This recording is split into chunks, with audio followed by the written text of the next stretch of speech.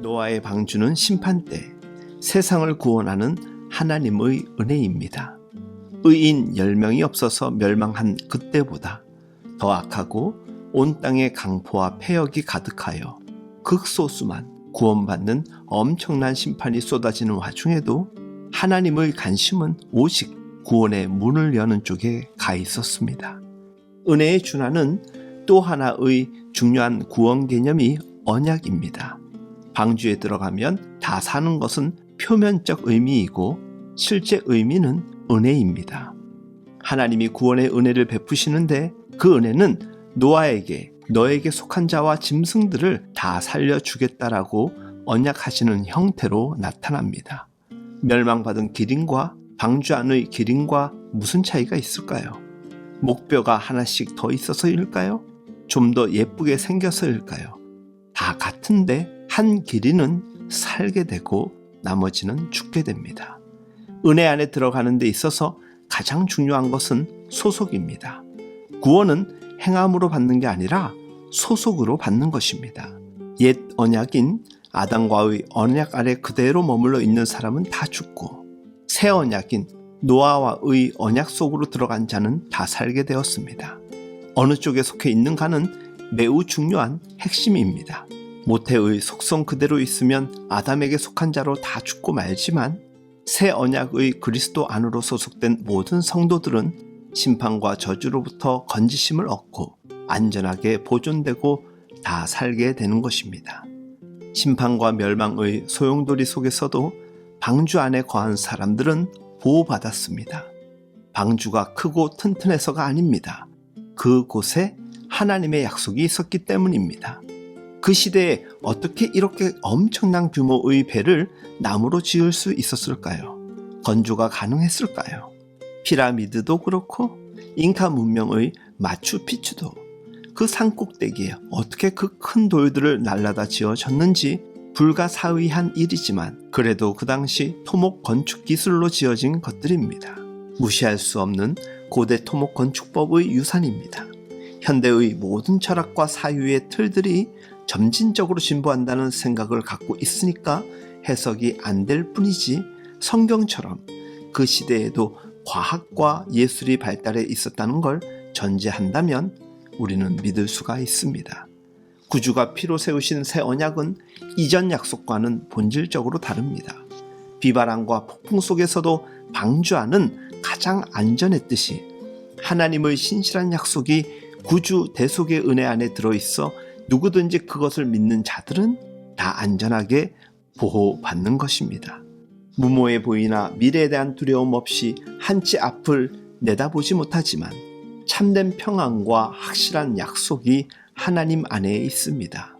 주 안에서 사랑하는 여러분, 우리의 소속은 하나님의 나라이며 그리스도 안입니다. 사실 방주와 노아의 언약은 완전한 것이 아닙니다. 이 언약은 구원을 주는 방주이기는 하지만 한시적 보존에 불과하고 방주가 컸다고 쳐도 구원의 숫자가 너무 적습니다.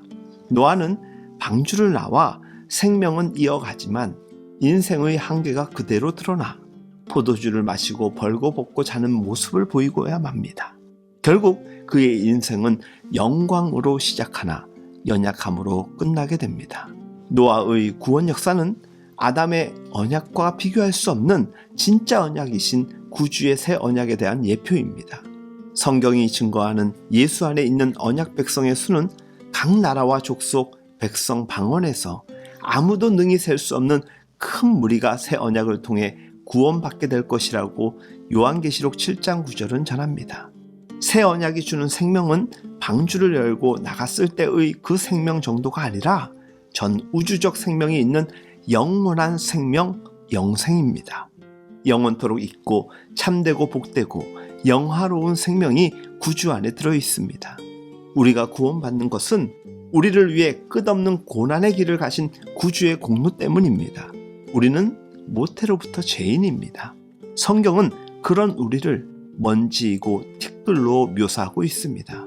오직 예수의 공로에 우리 모든 자랑과 의지와 힘과 소망이 붙어 있습니다. 세상이 만든 잣대로 인생을 보지 않는 것이 매우 중요합니다.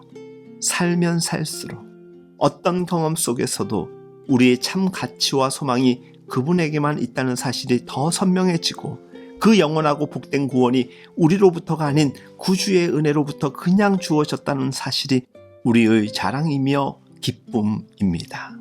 주 안에서 사랑하는 여러분, 우리 모두는 구주와 복음으로 그리스도 안에 속한 존재가 되었습니다. 우리 모두는 그리스도를 통해 제공된 이 모든 일들이 아버지 하나님의 철저한 계획하심 속에 진행되었음을 믿으며 우리 모두는 이 은혜를 날마다 깨닫게 하시는 성령 하나님의 지혜 주심과 담대케 하심에 감사를 드릴 수 있어야 합니다. 삼위 하나님은 우리가 당신의 나라에 속한 하나님 나라 백성이 되게 하시기 위해 여전히 일하시는 성실하신 하나님이십니다. 너무나도 사랑하는 여러분, 그런즉 그리스도 안으로 더 깊이 들어가십시오. 그 안에서 누리게 될 참된 보호를 통해서만 우리는 참된 평안과 안식을 누릴 수 있습니다. 내 뜻과 생각으로는 허다한 맑은 날 속에 비가 내릴 것이라는 노아의 메시지는 오늘 우리 시대를 살아가는 다수에게는 여전히 공허한 메아리로 들릴 뿐입니다. 부디 그 어떤 안정이 약속되지 않은 이 땅에서 하나님의 은혜로 제공된 하나님 나라 백성의 신분을 꼭 붙잡으십시오. 우리는 하나님 나라에 속한 하나님의 사람입니다. 오늘 하루도 하나님의 나라에 속한 하나님의 사람으로 거침없이 담대하게 살아가는 우리 모두이길 예수님의 이름으로 축복하며 응원합니다.